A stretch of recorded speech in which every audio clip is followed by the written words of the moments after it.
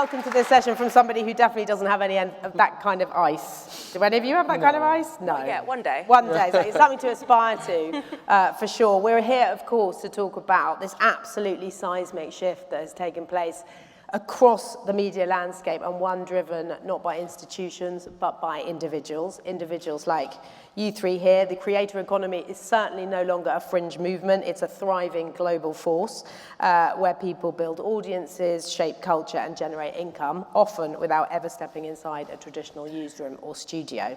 We have three, as I said, exceptional creative entrepreneurs here who've done just that. So Jade Beason on my right, strategist and educator helping creators monetize small audiences and build sustainable businesses, and very open about your, how many people are looking at that beautiful face. We've got 40 minutes of it. We've also got 40 minutes with BrandonB, a VFX, as obviously everyone in this room knows, visual effects artist and founder of StudioB, whose branded content and creator-led formats have reached millions, and last but not least, Shabaz, a comedian and commentator whose satirical series, I'm Rich, You're Poor, has sparked conversations about class, race, and the media. And I do want to know first how you all got into this, because I know, Shabaz, you were a teacher. I was saying to Shabaz before we walked in, I'm so sad he's not a teacher anymore, because he obviously would be the most amazing chemistry teacher, but at the same time, he's doing some pretty amazing stuff now. How did I get into it? Do you know what? I was bored. It was lockdown, and I'd started actually making videos a long time ago because I really enjoyed filming and creating, and then I when lockdown happened, and I thought, oh, actually, there's a new platform, TikTok, short, and then obviously shorts or reels, and I thought it'd be really fun to just create some fun videos. And I didn't realize just poking fun at rich people would be something that everybody would love, but people did love it. So it was. I think we got to a point where in the creator world, there was just so many people showing off what they had, and their lives, they're filled with perfection, that I think they needed someone to go, it's not really like that. So I think that's where I started. And what about you, Brandon? So my origin story probably starts when I was about 12 years old. I stumbled across YouTube and it became my entire entertainment hub. And as I continued to sort of dive down the rabbit hole, eventually it turned into my source of education as well. I was actually never I don't know what the teacher would think of that. Unfortunately, I was never great in school. I eventually ended up getting kicked out. I just couldn't focus in the confinement of a classroom. But on YouTube, I found tutorials teaching me how to become a visual effects artist, an editor, a cinematographer, a director. And off the back of it, started creating videos online. When I finally decided I wanted to get some formal experience, I got my first job in TV. I did 4 years working in the traditional side, until eventually I thought, you know what, I've grown up in media being obsessed with YouTube, and I want to jump back into that world. I knew the videos that I was uploading on my own channel were getting between 1 and 2 views, and that would just depend on whether my mum would choose to watch the video or not. So how long did it take for you to get many more than 1 or 2? So I jumped in working with other creators first and learning how they create content, kind of the process of what makes digital so special and the very unique language that exists on digital platforms. After working with them for a while, I eventually set up my own channels also over COVID. I said to myself I'd upload a brand new video every single day until the lockdown was over. Now, what was supposed to be a 3-week lockdown turned into a 3-month lockdown. But I kept to my pact, and by the end of the lockdown, I left with over 1 million followers. And from that point, I thought, wow, it's now time to turn this into something sustainable that's going to last. Jade? So yeah, my journey was a little bit different. So I worked in marketing and I studied marketing. So I was working in sponsorship and partnership marketing for about 8 years. And then in lockdown as well, we were clearly very busy during lockdown, I decided that I wanted to start sharing what I'd learned online. So I would spend a lot of time consuming educational content on YouTube. Very rarely saw people talking about marketing and entrepreneurship who looks like me, being a black woman, who sounded like me, being from the UK. There was a huge gap there. So I thought, you know what, I've got some knowledge to share. So I started creating content. Within 6 months, I handed in my notice, much to my parents' dismay. I left my full-time job and just went all in.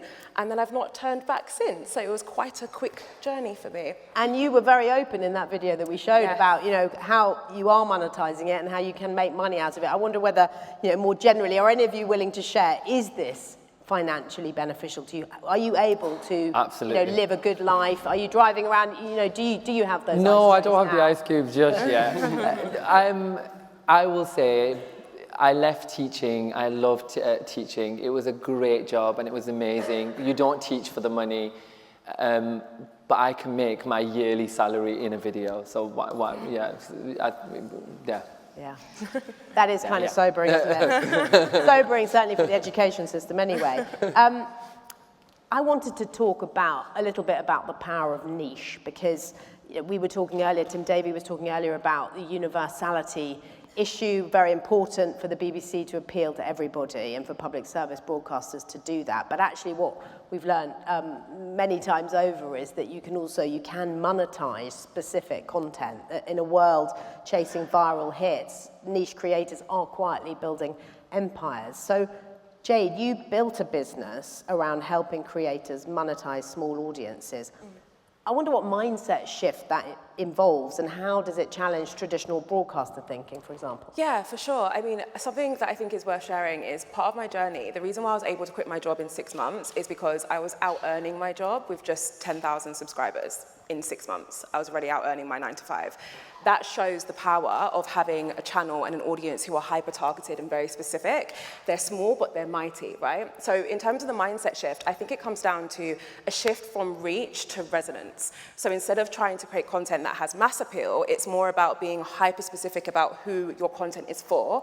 We've all heard the phrase, like, if you're speaking to everyone, you're speaking to no one, right? It's basically that, but incredibly more targeted. When you get really, really good at that, you're able to unlock a level of trust that you simply cannot get when your audience is big and maybe more passive. That trust is what can be incredibly valuable in commercial terms. Absolutely. And Brandon, do you see that niche content as scalable? I mean, what is the power of creating content within a niche? Yeah, I think one of the real luxuries and benefits of creating content on digital, and even when playing into a niche, is you are creating to an international, global audience. So subjects that can feel quite small and quite niche and not worthy of creating a series or show about, well, actually, when you're open out to a global audience and you're getting that kind of worldwide appeal, suddenly it turns into something that's really scalable and tangible, even to very, very niche small subjects. There's an incredible creator called Francis Bourgeois that's just an incredible example of this.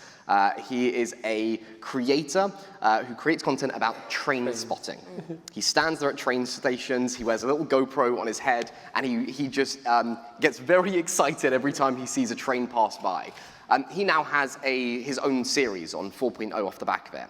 I think that's the perfect example. You can take the nichest, smallest subjects, partner it with a creator who's just so passionate about that idea, and then expose them to a global audience, and then suddenly you've got something that can actually sustain and scale. Yeah, we thought train spotting was a specifically British thing, and it turns out not to be. No. Across the world. And Shabaz, your content is unapologetically specific.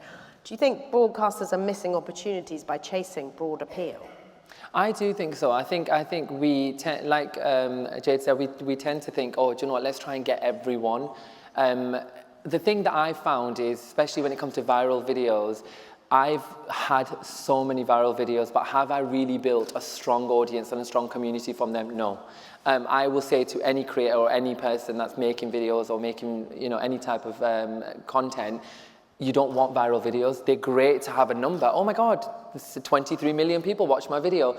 And I know it sounds like I'm passing that off as if it's nothing. It's great. But has it built a community? Has it built long-lasting people? Are they coming back to watch it? Are they supporting everything you're doing? No. It took me a very long time to build, I call them the Povo gang, but to build my Povos together. Do you have a sense of who they are? Yeah, I know my community. I know them because they're the ones that are there every day. If I post something that is off the normal viral moment, they're the ones that are still commenting, they're the ones that are sharing, they're the ones that are reposting, they're the ones that are buying into it. If I'm doing a movie review, they know it's a paid advert, they're there in it, they're sharing it, they know that it's paid, so they want me to secure the bag, so they're like, go for it. And that takes time. Whereas I think if I'd gone out there and gone, I'm solely going to spend a full time just getting everybody as many millions of views. Occasionally I do drop a viral moment because I do like to stroke my own ego, so I'm like, I need my ego stroking, so I'm like, but the general thing is I love making videos for my community that I built, so yeah.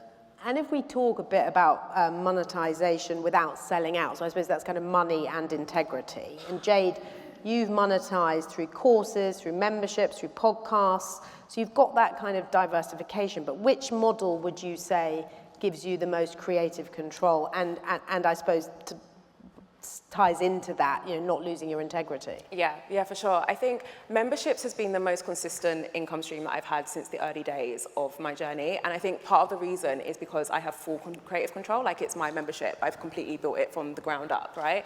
But on the integrity part, in order for you to be in the membership, it's because you want to be there and you can cancel whenever you want. So for me, that makes me feel good because I know that everyone who's in the membership is there because they want to be there. So it creates a really amazing environment and it helps me from the integrity piece. I will say though, on behalf of like the thousands of creators who I work with on a daily basis, if you ask them this, they would say brand partnerships, but they would always have the caveat that when they work with brands or with broadcasters, they want the creative control, but they don't quite get it. Yeah. It's like they want to do more brand partnerships. They want to work with you guys in the room, but they want the creative control, and it's rarely there. Or at least they want part of it. Why is it not? Why is it difficult? What happens? Because there's a lack of trust, I think. Yeah. I think it's a different industry, the influencing creator space. It's still in its infancy, so therefore a lot of brands and broadcasters struggle to do the mindset shift to understand that the creators are actually bringing their own thing and their own important special source when it comes to the conversation and the content that you're creating, and you actually have to trust them on that.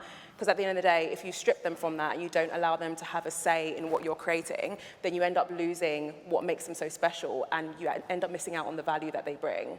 You were nodding. What? I mean, I love you guys, the BBC, but they were hardest videos I've ever filmed in my life because it went. I started with this really great show, loved the show, so happy to film like a video about it. I was so excited for my audience to learn about this show.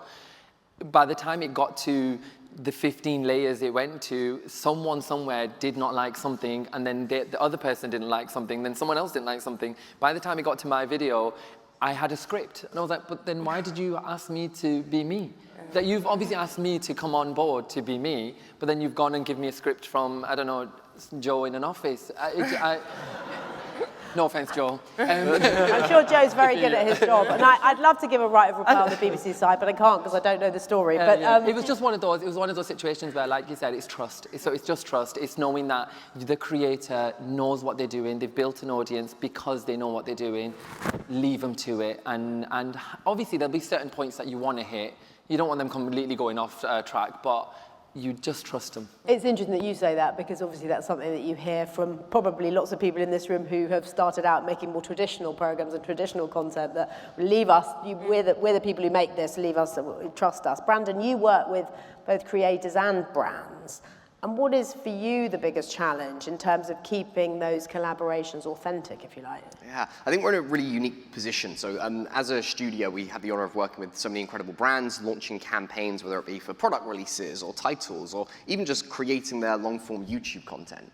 And I think the reason we've done so well is for that very unique understanding of the tone of voice of how to speak to audiences on digital. I think it's actually loops quite nicely into your last question as well, but it's so clear to us as creators when we are working with brand partners or broadcasters and they're signing off budgets and they don't watch digital themselves. You can read it in their briefs, you can hear it in the feedback, and we know that the feedback we're getting goes directly against our best practices, but sometimes we kind of feel like we're in handcuffs and we've got to do what we've got to do. So I think the most important thing is this idea of just let creators create. They've got to the scale of where they are today based off of their knowledge of their audience and how to speak to them. Now, when we get the honor of working on campaigns as a studio and we find and source creators to work with and build out campaigns and help them with strategy across from the very top to the end of the, I guess, campaign lifecycle, we always just let the creators make the videos they want to make. We're very transparent. Here are your objectives. This is what the brand wants to get out of the video. You tell us what to make. Yeah. Come back to us with the ideas. So we're not imposing on you what you need to create. And that's how the real magic happens. Yeah. But when it comes to that integrity, I mean, Shabaz, someone like you in your videos, you're often critiquing wealth and consumerism. So when you're deciding what brand partnerships to go for, are you thinking about ones that align with your values? Is that something you worry about? It's not something I worry about, because I think if I know where I stand, then it's not that hard to find a company that also aligns with that. And most companies do align with what I'm saying. I'm not saying something that is so wildly you know, off key that I'd be like, oh, I'm really niche down, that I don't have any companies to work with. I tend to just make sure that even if I'm working with a company, there's still my message throughout that. I could sell you Cartier, I would just do it in a very different way than somebody, you know, like somebody selling Cartier would. I would take the mick out of it, which I know people might know. A lot of brands would be like, oh, but you're going to say, oh, that would sell your brand. I'm telling you, like, majority of the videos I make, there's people in the comments, I'd say probably about 20% of the people commenting are like, I still kind of want it. I still kind of want it. And that means that the product's being sold. So, yeah. Okay, well, I'm thinking about you selling Cartier. You could definitely sell something very sparkly based on that. He's wearing a very beautiful sparkly jacket for people on the media show who are listening, not seeing this right now. I want to move on to that sort of sense of, I wouldn't say it's a divide, but broadcasters v creators is how it's, you know, we've written it down. The question, I guess, clash or collaboration. Are broadcasting creators natural collaborators, or are they speaking different languages? And Brandon, you built your own studio. What are the strengths of doing that? We know a lot of YouTubers now have their own studios, and we've spoken to brilliant people over the years on the media show who told us about that. But for you specifically, why does it work? I really don't want there to be a divide, and I don't think there is a clash. I think it's so important we collaborate for the next phase of where media is going and already has gone. There has been a complete shift in power across the media industry, and it's something that, honestly, I'm really excited about. I honestly think what has happened right now is the coolest thing to happen in media, definitely in my lifetime, but I think at least in the past century. For the first time ever, distribution at scale is free. One more time. For the first time ever, distribution at scale is free. Suddenly, anyone with a phone, access to the internet, is able to create a video, upload it online, and distribute to the world's largest platform on a TV, which is now YouTube. That's not something that's ever existed before, meaning we're going to start seeing talent sprout up from all across the globe, not just the big media hubs in the top cities and people who had access to be able to get in the right rooms and pitch to the right people, getting their story and message out there in the world. We're going to start seeing talent spread all across the globe and see and hear some of the best stories ever created come out the back of it. But for that to happen, it requires both creators and broadcasters to team up and do something bigger together that we can't do as individuals. And Shabaz, you move, I know, between mainstream TV, we've seen you on The Circle, Weakest Link, amongst other things. You move between that and digital platforms, and which gives you more freedom. And do broadcasters, I mean, you were talking earlier about broadcasters not understanding how you work, but does that mean you very much prefer one over the other? Do you see a clash there? I don't see a clash. Like Brandon said, I don't see a clash. I think we can work together. I think the difference is that traditional broadcasters and versus streaming services or online the world is that there's a model that exists and we will only do that. Because that's what's existed and it's lasted as long as it has. Will it last you the next 20 years is the question you have to ask yourself. And I think that's the biggest thing, is that when it comes to the online world, especially with streaming services, they don't just understand what the person's watching and when they're watching, they understand how they are watching, their viewing habits. And that's changed dramatically. I mean, I was a teacher and I could hold a crowd for 15 minutes and then it turned into, after COVID, you could only literally hold their attention spans for 5 minutes. And what do you put that down to? Well, the fast-paced movement, like you have access to everything on your fingertips. You know, a lot of the kids didn't want to work for it. They're like, what do you mean I've got to work the answer out? Can I not just Google it? No, you can't. Work it out. But the streaming services have also understood that, you know, like Netflix, for example, have shows specifically made for you to scroll on your phone while watching. And that sounds to a traditional broadcaster like, oh my God, what?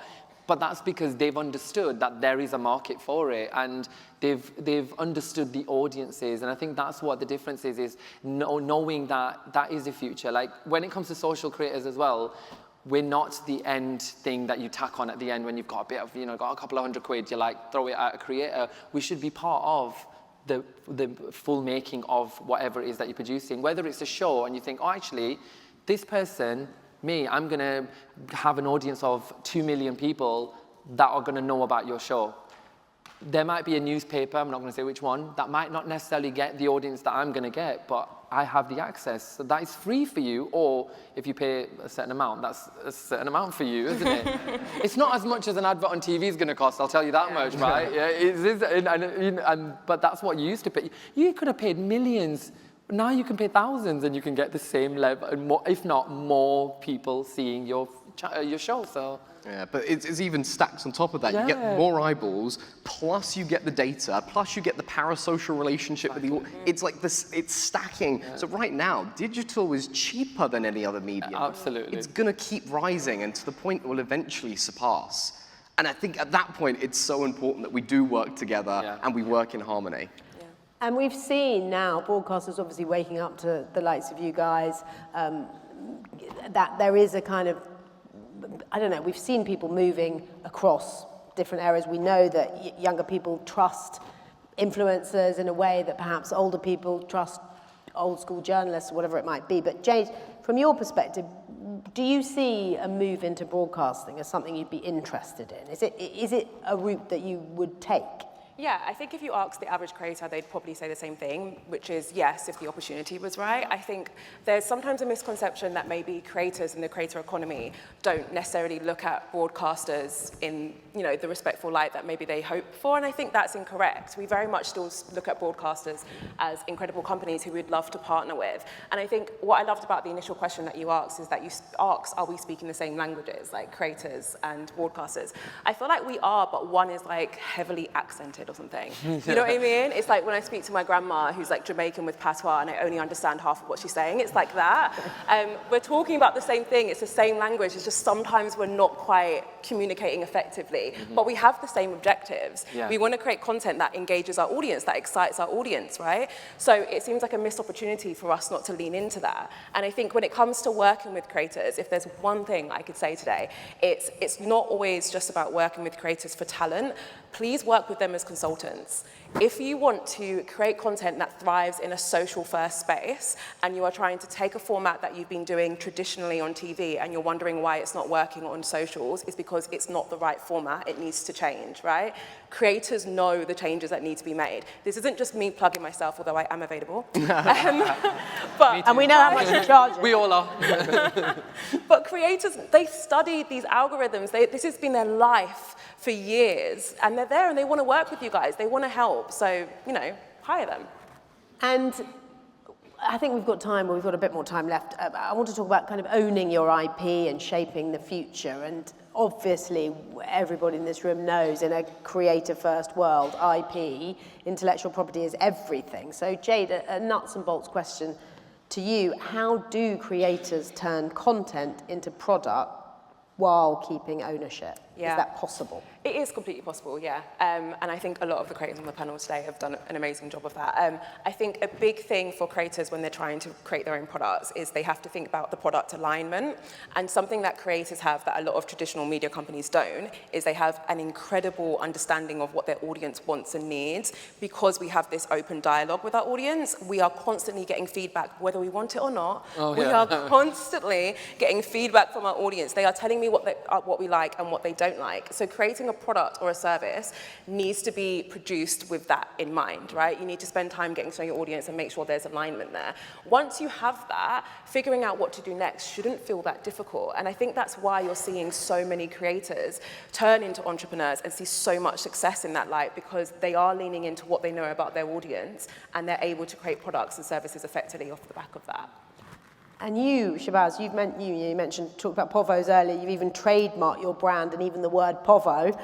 You've published a book. Are creators becoming media companies? Is that how you see yourself? Yeah, absolutely. And echo what Jade said, like that's exactly what we creators are doing. Is the way I did it was I just understood, firstly, I didn't want anyone using the word povo. I was like, no, you can't use it.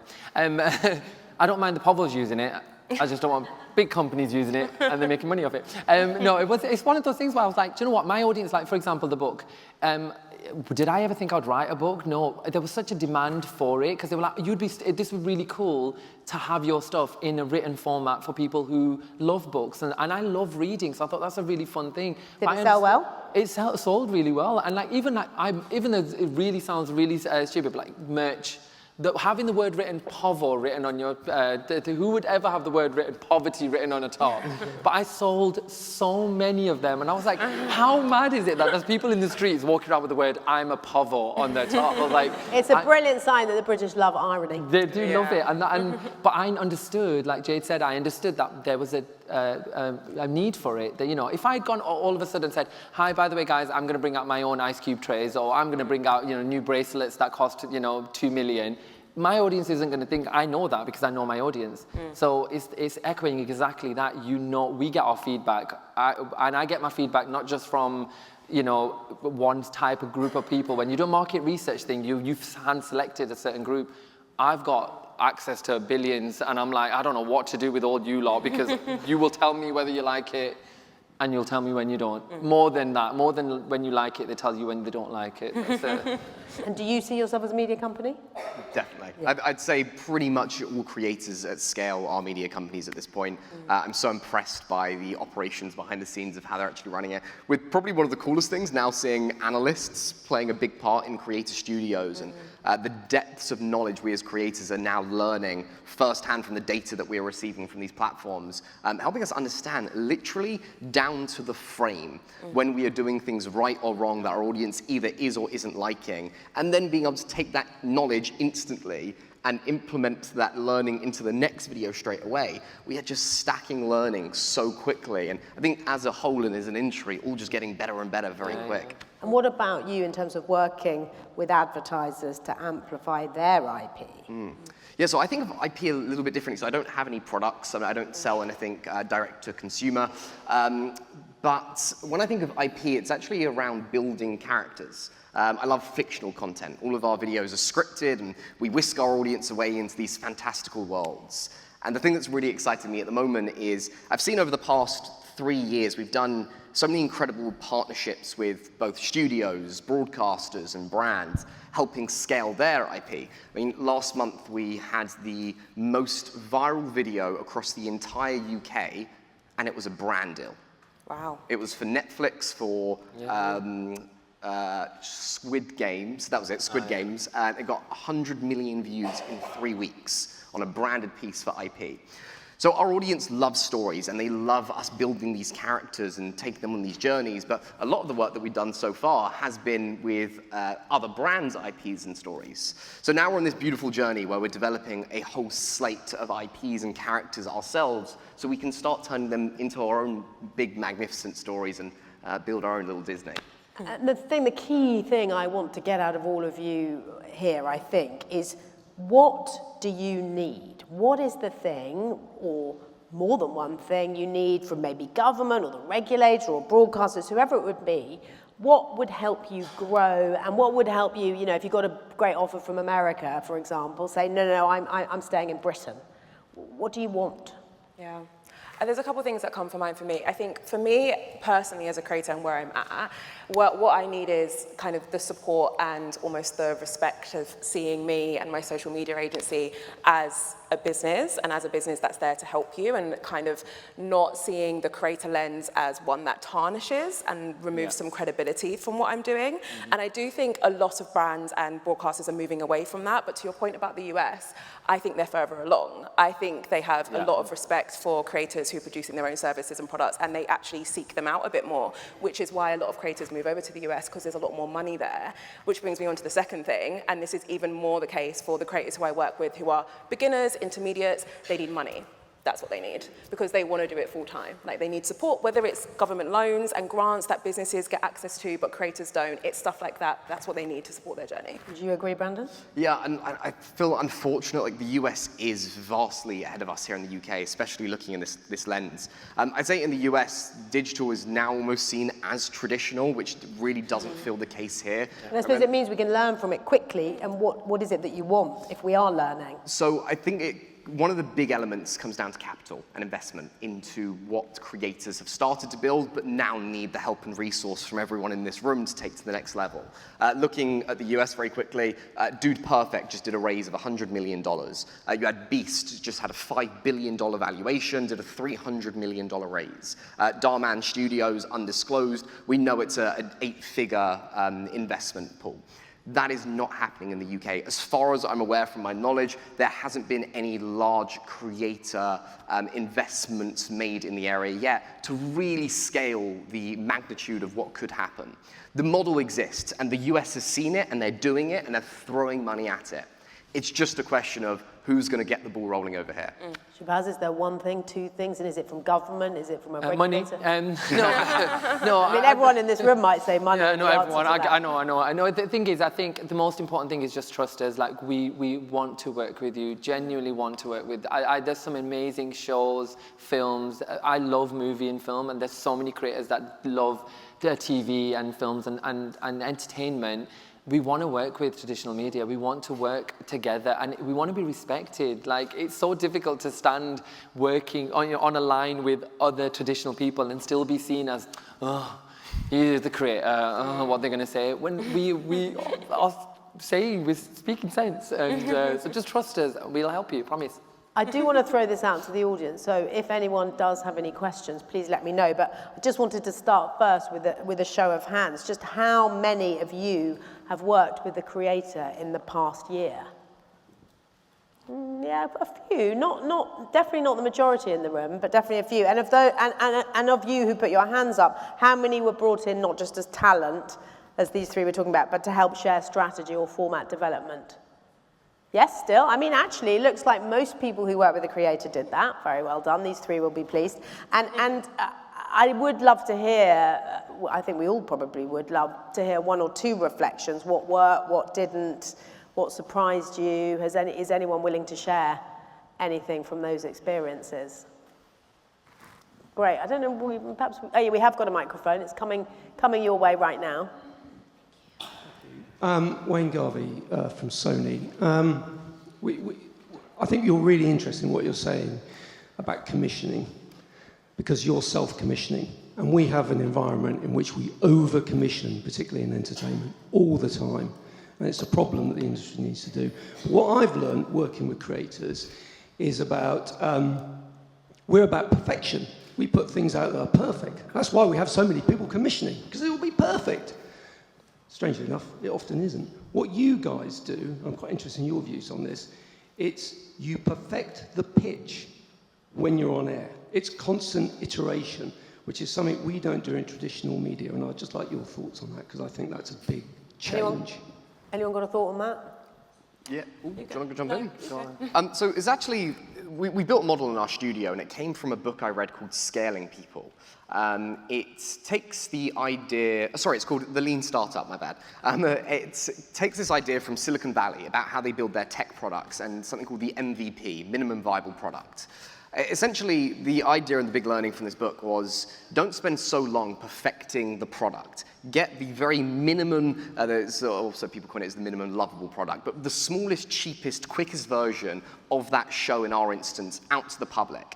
Because in our case, distribution's free, we don't need to worry about it being this polished piece of work. We can just get something out there really, really quickly. A lot of the time, we'll actually have 3 versions of an idea out there just to see what gets the most engagement and traction off the back of it, and then build it from there, knowing that any idea that we put out there, we're not commissioning for a season, we're not locked into it for any longer than the singular video, and we take those learnings and we instantly adapt so we can make it better for episode 2. Yeah, and I think to a point that that you made previously about the amount of data that we have available to us instantly as soon as we post, especially on a platform like YouTube, which basically opens up all of the back-end data to you, it means that we can actually make those decisions to post things a lot quicker, maybe a bit rough and ready, because we know that in a week we're going to have enough data for us to figure out what worked and what didn't. We're not waiting until the end of a season to be like, so how did it go? Like, we can do it straight away and iterate. And I think that's part of the reason why working with creators, I'm not going to harp on about it, is so important, because they also understand that as well. They just move a lot quicker because that's what we're used to doing. We have got time for one more question or reflection if anyone feels brave enough, but I can't see any hands. It's not a brave room, clearly, a room full of broadcast. Oh, we do, there's a brave person right there. Just identify who you are, please. I'm Rob Colley from 3 Reasons. There's quite a lot of kind of public service broadcasters in the room, and I'm interested in your thoughts on creators' roles, your roles on kind of educate, inform, entertain. There's loads of constraints that broadcasters have on the types of content that they create and they produce. You're not subject to those constraints, but do you see a role for creators or the creator economy on that in the future? Shabaz, as an educator, Yeah, you should there's start. so many, because there's so many creators. So like, I might not fit the bill, but there's so many other creators out there that I think would still fit. So you just have to look. That's the thing. A lot of the times, what people are doing is looking at what they see on their feed. And remember, the algorithm will only show you someone that looks like you or someone that is you know, that might be in your niche. That might not necessarily be the person that your audience is watching. So I think the real important thing is, especially, I come from a South Asian background, and believers, we had subscription services in the 90s, right? My mum and dad had 5 different subscription services in the 90s. Yeah, it took so long to convince subscription services that South Asian people actually watch TV. And we were like, we don't just watch Bollywood all the time, we do actually watch EastEnders and we do watch other shows. And it took a minute to explain to them. So I think it is one of those things, you have to look outside of, I know the people that I've worked with, creators, look outside of that as well and think, do you know what, there's so many people that are doing so many different things, they could fit into what you're producing or making. Educate, inform, entertain. Do you think about any of those apart from entertain? Do you see it as your role? So I'd say educate's a big one. It's probably the closest one to me because, yes, I also learnt my creative skills, but honestly, I learnt maths, English, and science all from YouTube. Yeah. There's a channel called ASAP Science. It's incredible. I love it. You'll love it. I love that. So yes, we do lots of tutorials on our pages, also teaching, hopefully, the next generation of filmmakers and creatives how they can make visual effect videos as well, passing the baton down. And I look forward to the day that there's a young kid right now who's learning visual effects off the back of our videos, that in maybe a decade's time I get to meet, and they are where they are today from having learnt those early skills on. I'm sorry, we've run out of time. That thing is beeping at me. Did you have anything last that you wanted to say? Yeah, I don't want to take long, but my whole purpose of my channel is to educate, and I think there's so much power in the fact that people can now go online to learn about subjects that maybe aren't represented in your traditional school system, but they can still further themselves, learn new skills, and take that into their career. So that's something that I really love about the education side. Fantastic. Well, thank you all so much. Thank you to Jade Beason, BrandonB, and Shabaz Ali. Really interesting.